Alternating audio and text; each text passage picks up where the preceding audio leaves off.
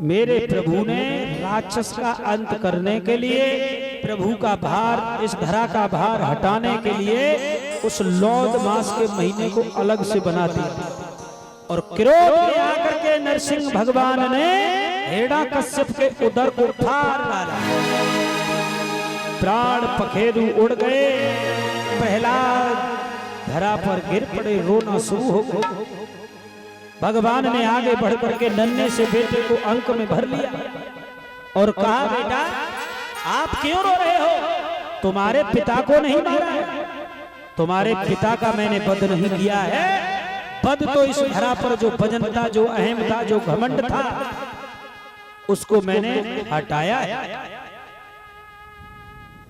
प्रहलाद को और नरसिंह भगवान ने अपने कपोलों से पुचकारा, अंक में भर करके प्रहलाद को जंघा पर बिठा लिया। भक्तों, उस दुष्ट दुराचारी का भगवान ने इस तरीका से अंत किया। अंत करने के बाद में प्रहलाद को समझाया, मैया कयादू को भी। प्रहलाद को राज्य का राज अधिकारी बना करके भगवान चले जाते। बहुत सुंदर राज चलाया प्रहलाद जी ने। विवाह हो गया, सुंदर सी नवदुल्हन घर में आ गई। जब सुंदर सी नवदुल्हन घर में आई, कुछ समय बाद एक पुत्र आंगन में आया प्रहलाद के, जिसका नाम प्रहलाद ने पहरोचन रखवाया। धीमे धीमे जब वो बेटा बड़ा हुआ, उसका भी विवाह प्रहलाद जी ने कर लिया। करने के बाद चौथे पल में प्रहलाद जंगल में भजन करने के लिए चले गए। बहुत सुंदर सा राज पहरोचन महाराज ने भी चलाया, पर कमी एक ही थी कि घर में न बेटा था न बेटी थी। बहुत दुखी थी, बहुत परेशान थे। एक दिन के समय पर बेटा और बेटी की आस को लेकर उन्होंने विचार किया कि इससे तो हमारा मर जाना अच्छा है। अपने प्राणों की आहुति देने के लिए जंगल में चले गए। चिता को बनाया और उसमें आग लगा ली। विधि का विधान। कुछ संतों ने देखा, भाग खड़े हुए, पहरोचन महाराज को उस चिता से खींच लिया। जब पहरोचन महाराज को खींच लिया गया, पूछा, राजन कारण क्या है, आप अपनी आत्महत्या कर रहे हो? राजा ने सारा हाल बताया। कहा, प्रभु क्या बताऊं स्वामी, हर चीज है, धन बहुत है, दौलत ढेर सारी है, हाथी घोड़ा तमाम तरीका से राजघराना भरा हुआ है, परंतु कमी एक है कि न बेटा है न बेटी। महात्माओं ने देव शक्ति से अपने आप शक्ति के द्वारा देखा। कहा, राजन तुम्हारे घर में संतान नहीं हो सकती। बोले, महाराज नहीं होगी तो हम मर जाएंगे।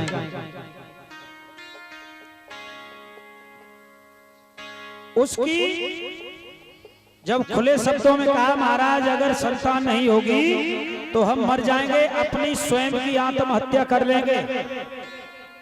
महात्माओं ने शोध करके और राजा को एक फल दिया। बोले, राजन आप अपनी आत्महत्या ना करो, और एक फल दे करके कहा, बोले इस फल को ले जाओ, अपनी रानी को जाकर के खिला देना, हमारा आशीर्वाद है, तुम्हारे आंगन में एक पुत्र हो जाएगा। जब राजा लेकर के चला, उसी समय महात्माओं ने कहा, रुको राजन, ध्यान इस बात का रहे कि तुम्हारे और तुम्हारी पत्नी के अलावा तीसरा व्यक्ति इस फल को देख न ले, यहाँ तक इसे हवा भी नहीं लगनी चाहिए। अगर हवा भी लग गई तो ये खंडित हो जाए। महाराज भैरोचन उस फल को लेकर के चले, आगे के लिए बढ़ते चले जा रहे हैं।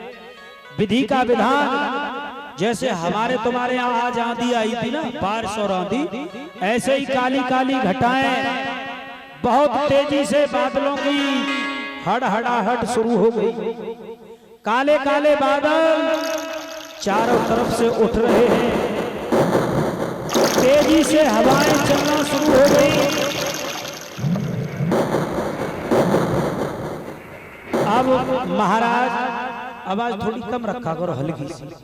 महाराज भैरोचन उस फल को दुकाएं घूम रहे, क्या करूं क्या करूं, अगर इसे हवा लग गई तो ये फल खंडित हो जाएगा।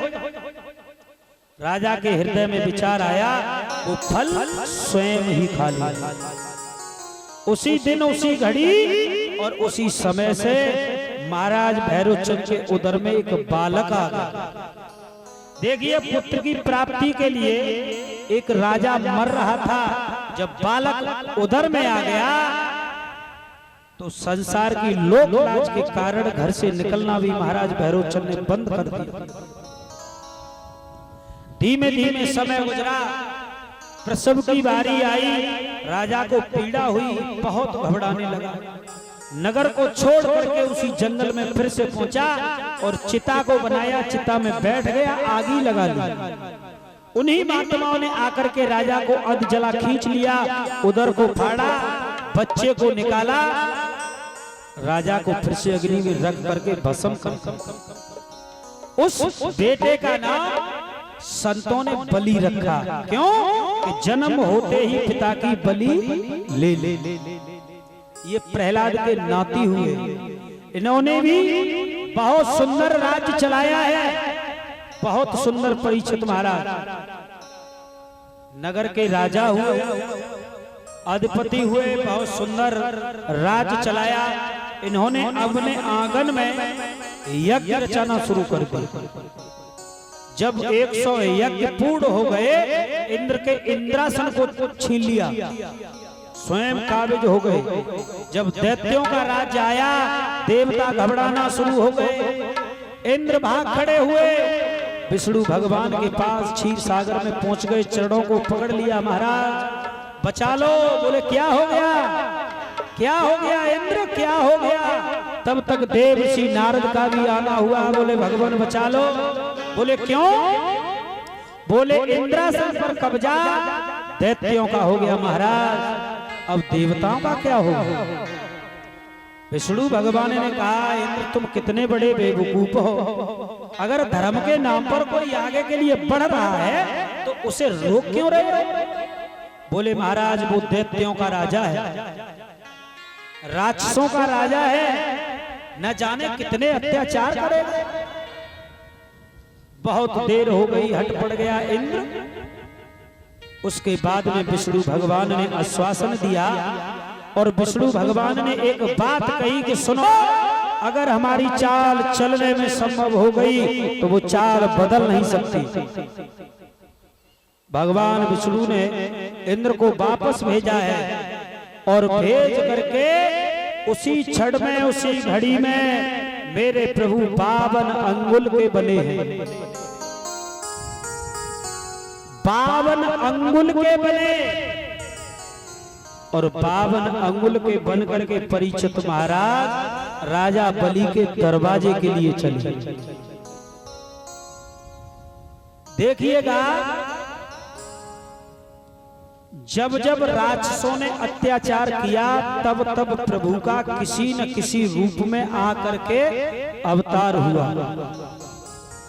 52 अंगुल के बनकर राजा बलि के दरवाजे के लिए बढ़े, बढ़ते चले जा रहे हैं। बहुत सुंदर बस स्थल है, छोटी सी कोपीन पहन ली, एक सोटा हाथ में है, दूसरे में कमंडल है, गले में तुलसी की माला सुशोभित है और आगे के लिए बढ़ते चले जा रहे हैं। आगे के लिए बढ़ते चले गए, बढ़ते चले गए, बढ़ते चले गए और राजा बलि के दरवाजे पर जाकर के आवाज दे दी। महात्मा का भेष है, बहुत सुंदर। बलि का पहरेदार दरवाजे पर था। पहरेदार ने संत को देखा, नन्हे से संत को चरण वंदन किया और पहरेदार ने कहा, महाराज मांग लो, क्या मांगना चाहते हो? धन की जरूरत हो धन मांग लो, दौलत की जरूरत हो दौलत। 52 भगवान ने कहा, भैया आप पहले तो ये बताओ हो कौन? पहरेदार कहने लगा, मैं राजा बलि का पहरेदार हूं महाराज, और हमारे महाराज तो इस समय हवन यज्ञ पर बैठे हुए हैं और आपको भोजन की जरूरत हो तो भोजन मांगो। कपड़ा की जरूरत हो तो कपड़ा मांगो, धन की जरूरत हो तो धन मांग लो। बावन भगवान महात्मा के वेश में कहने लगे, क्यों रे, तू एक राजा का नौकर है और हम तेरे हाथ से भिक्षा लेंगे, हम तेरे हाथ से दान लेंगे, जा अपने राजा को बुला कर ले आ। पहरेदार कहने लगा, महाराज वो यज्ञ पर बैठे हुए आसीन है, वो तो नहीं आ सकते। बोले नहीं आएंगे, बोले नहीं आ पाएंगे महाराज। बावन भगवान महात्मा के भेष में कहने लगे, सुन, अगर तेरा राजा नहीं आएगा तो हम तुझे श्राप देकर के भस्म कर देंगे। पहरेदार हिल गया, कप गया, डर गया, भाग खड़ा हुआ और जहां राजा बलि बैठे थे आंगन में जाकर के हाजिरी लगा दी। महाराज हमें माफ कर दो, मेरे तो बाल बच्चे मर जाएंगे। बोले क्या हो गया? बोले दरवाजे पर एक नन्हे से संत आए हैं और वो आपको बुला रहे हैं। बलि महाराज ने देरी नहीं की, राजा बलि भाग खड़े हुए और बावन भगवान को जैसे ही देखो राजा की आंखें फट गई, टकटकी लगा गए, पैरों पर गिर पड़े। बावन भगवान ने अंक में भर करके उठाया, हाथ जोड़ करके राजा बलि खड़े हो गए। महाराज मांग लो, प्रभु मांग लो, अरे भोजन मांगो रे कपड़ा मांगो,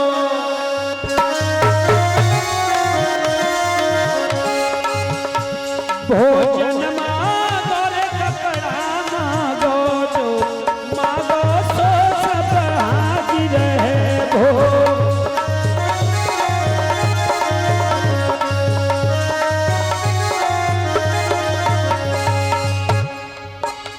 कहने लगे, महाराज जो मांगना है मांग लीजिए। हे नाथ हमारो तन मन धन सब ऐसे ही क्यों चावरी है।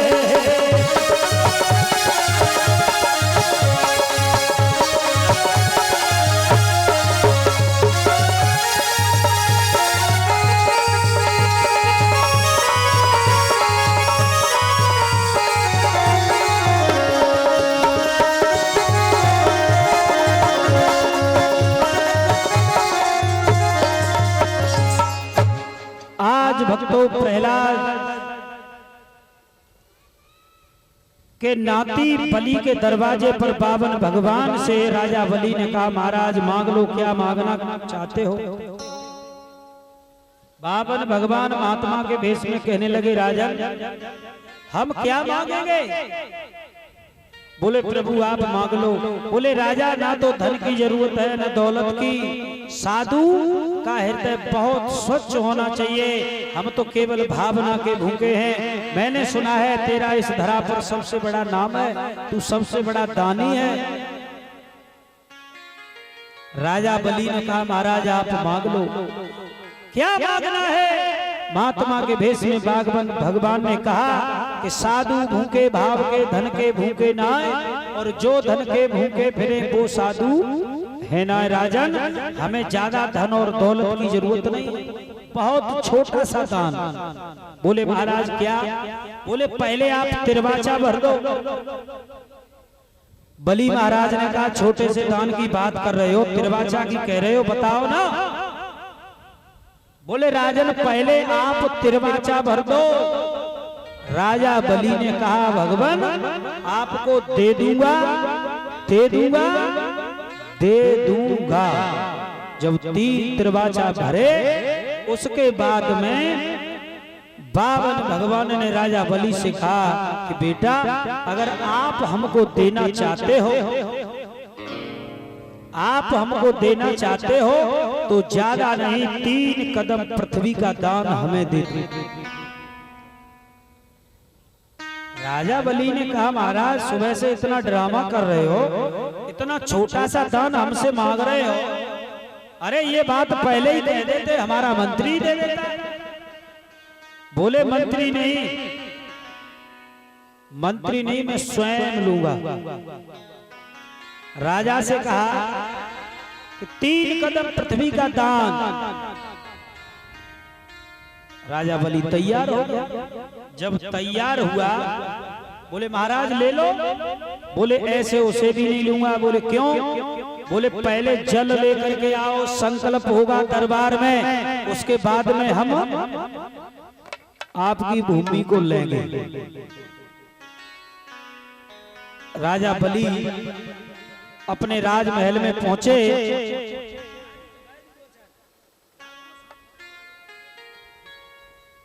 जब अपने राजमहल में पहुंचे तो एक सुंदर सा पात्र लिया और पात्र में जल भरा, और जल भर के जैसे ही खड़े हुए तब तक उनके गुरु का पदार्पण हो गया।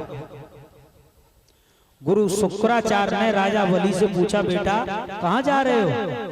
बोले गुरुवर। दंडवत प्रणाम करने के बाद बलि ने कहा, महाराज दरवाजे पर नन्हे से संत हैं और वो 3 कदम पृथ्वी मांग रहे हैं, तो उनको 3 कदम पृथ्वी का दान देने के लिए संकल्प करने के लिए जा रहा हूं। राजा की कलाई को पकड़ लिया, बलि से कहा, बेटा ये काम मत करो। बोले क्यों? बोले ये जिसके दरवाजे गया उसे आज तक रोए आंसू नहीं आया। ये जहां जहां गया आज तक उस घर में रोने वाला है भी नहीं।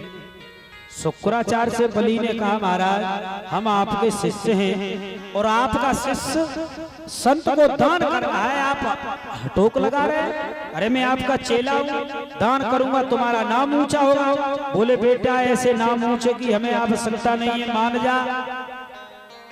दोनों के बीच में कलह शुरू हो गई, नहीं माना। पात्र लेकर के चला। शुक्राचार्य ने विचार किया कि अगर नहीं मान रहा है कोई बात नहीं, बालक है। सूक्ष्म रूप बना करके और गुरु शुक्राचार्य उस पात्र की टोंटी में बैठ गए। जल का पात्र ले जा करके और बावन भगवान के हाथ में दे दिया। अपना हाथ ऐसे रख लिया। बावन भगवान ने जैसे ही पात्र को झुकाया तो उससे जल बाहर नहीं आया। भगवान ने कहा कि बलि कारण क्या है बेटा, ये जल बाहर क्यों नहीं आ रहा? बोले महाराज मैं तो यज्ञ जहां कर रहा था, ये पात्र कई दिन से वहां यूज हो रहा है, मैं तो वहां से उठा के लाया था, पात्र तो बिल्कुल साफ था। राजा से बावन भगवान ने एक कुश की नोक को तोड़वाया। बोले बेटा एक कुश की नोक तोड़ करके लाओ, इसमें डाल करके देखते हैं कहीं अट तो नहीं गया। आज भक्तों राजा बलि जब कुश लेने के लिए गए, तोड़ करके लाए तो क्या हुआ?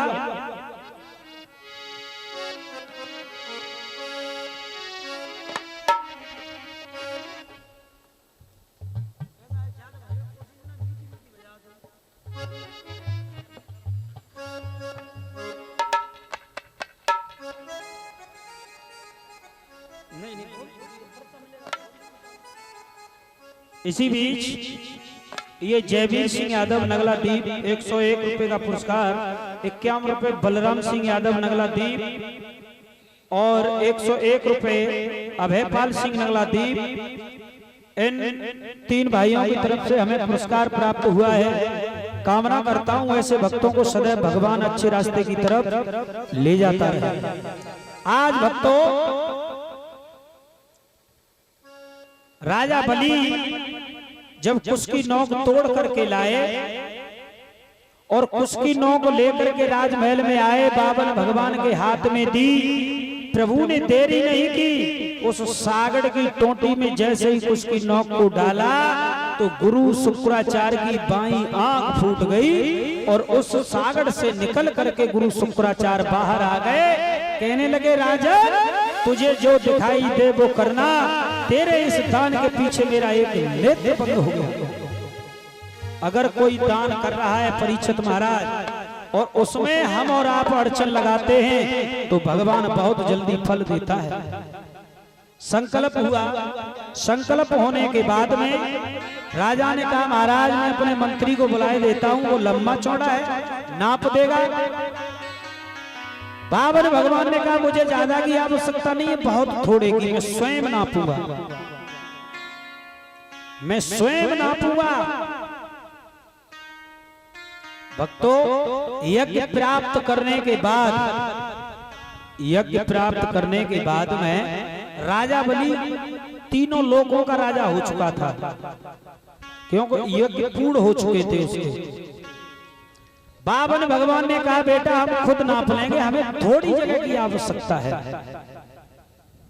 राजा बलि के दरवाजे पर साक्षात परमपिता परमात्मा और धरा को नापने के लिए चले हैं।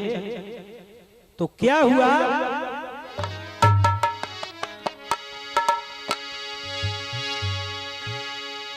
कि उस विश्व रूप की छाया ने माया के अंश झांप डाले। अरे 3 कदम की नापई में, अरे 3 कदम की नापई में